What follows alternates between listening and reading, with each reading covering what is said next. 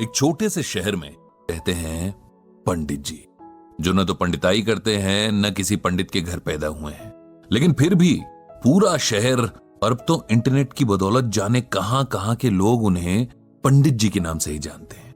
उनका असल नाम तो ब्रजभूषण है। एक सरकारी ऑफिस में जिंदगी भर काम करने के बदले ठीक ठाक पेंशन लेकर रिटायर हुए हैं।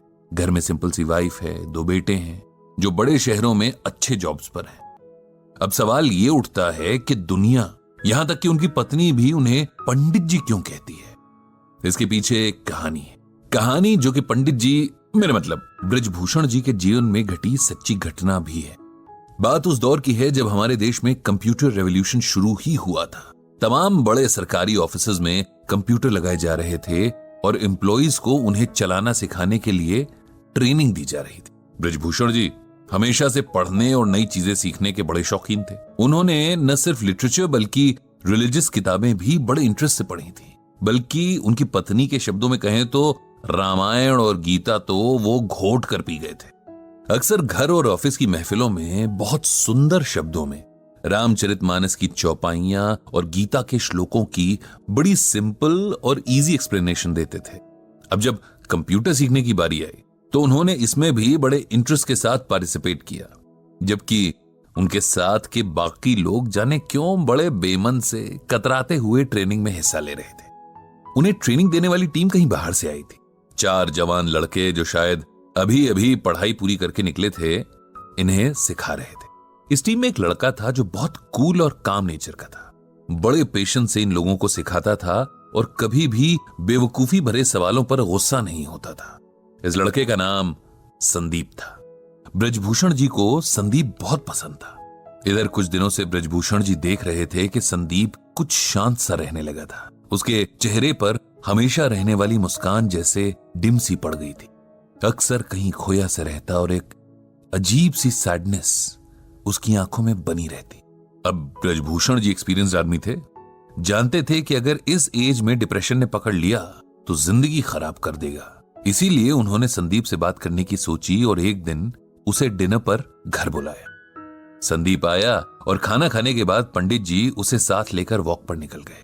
फिर बातों बातों में उसकी परेशानी का कारण पूछा, जिसे पहले तो वो टालता रहा, लेकिन फिर उसने अपनी परेशानी का रीजन बता ही दिया। दरअसल पिछले 5 सालों से संदीप किसी बड़े कंपेटिटिव एग्जाम की तैयारी कर रहा था और लगातार मेहनत के बाद भी तीसरी बार उसे फेलियर ही मिली थी, जिसने उसकी हिम्मत पूरी तरीके से तोड़ दी थी। उसे लगने लगा था कि उसकी जिंदगी के 5 साल बस यूं ही वेस्ट हो गए और अब उसका कोई फ्यूचर नहीं होगा। इतनी मेहनत के बाद मिले फेलियर ने उसे चौथे और आखिरी मौके के लिए भी मायूस कर दिया था। वो अब आगे एग्जाम्स की तैयारी नहीं करना चाह रहा था और कहीं ना कहीं अपनी फेलियर के लिए खुद को ही गिल्टी मान रहा था, यानी दोषी ठहरा रहा था कि शायद उसकी मेहनत में ही कहीं कमी रह गई थी। यह सब सुनकर ब्रजभूषण जी ने तुरंत संदीप को श्रीमद् भागवत गीता का यह श्लोक सुनाया। कर्मण्येवाधिकारस्ते मां फलेषु कदाचन मां कर्म फल हेतुर्भुर्मा ते संगोस्त्व कर्मणि। जानते हो संदीप, इसका मतलब क्या है, मीनिंग क्या है? ये श्लोक भगवत गीता के दूसरे चैप्टर का 47वां श्लोक है। जब अर्जुन रणभूमि पर अपने सगे संबंधी, अपने गुरु, भाई और दोस्तों को देखकर युद्ध छोड़ देना चाहते हैं, तब भगवान उसे गीता का उपदेश देते हैं। और गीता का ये श्लोक तो संपूर्ण गीता की समरी जैसा ही है।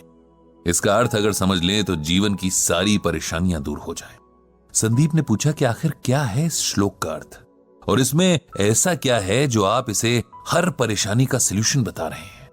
ब्रजभूषण बोले, इसका अर्थ है कि हे अर्जुन, तेरा अधिकार कर्म करने में है, उसके फल में नहीं। तू कर्म के फल के प्रति आसक्त ना हो या कर्म न करने के प्रति प्रेरित ना हो। सिंपल वर्ड्स में कहें तो हम में से हर कोई कुछ भी करने से पहले उस काम के रिजल्ट के बारे में सोचता है। जैसे बच्चे पढ़ाई शुरू करने से पहले फर्स्ट आने की विश करते हैं।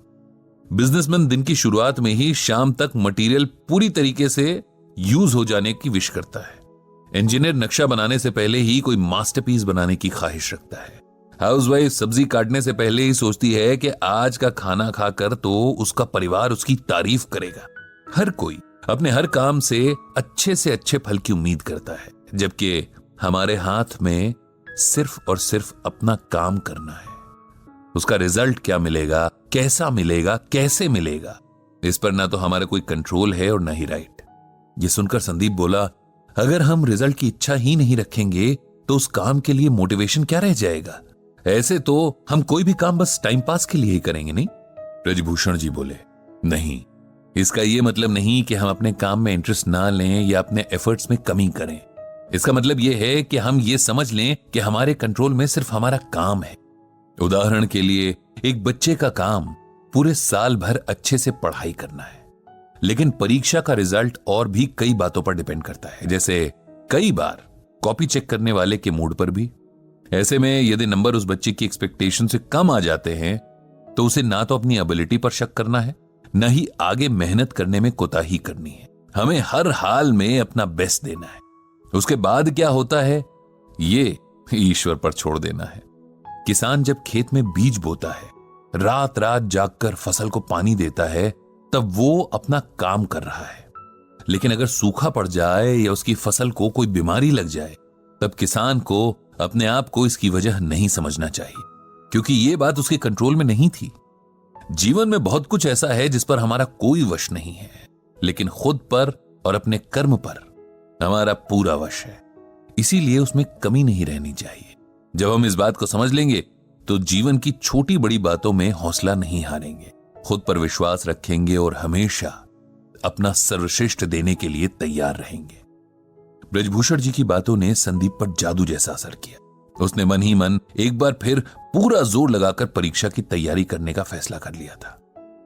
कुछ दिन बाद जब ब्रजभूषण जी के ऑफिस में कंप्यूटर ट्रेनिंग पूरी हुई और सिखाने वाली टीम को विदा किया जा रहा था, तब संदीप ने सबको इकट्ठा किया और कहा, हम सबको हमेशा कुछ न कुछ सीखने के लिए तैयार रहना चाहिए।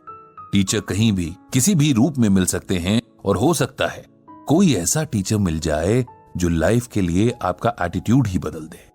मुझे भी यहां एक गुरु मिले जिन्हें जीवन का बहुत एक्सपीरियंस है और इस अनुभव को बांटना भी आता है। ये गुरु हैं ब्रजभूषण जी, जिन्हें मैं आज से पंडित जी कहकर पुकारूंगा, क्योंकि पंडित का अर्थ होता है ज्ञानी, ज्ञान देने वाला। साथ ही गुरु दक्षिणा में मैंने उनके लिए एक ब्लॉग तैयार किया है जिसका नाम रखा है गीता ज्ञान।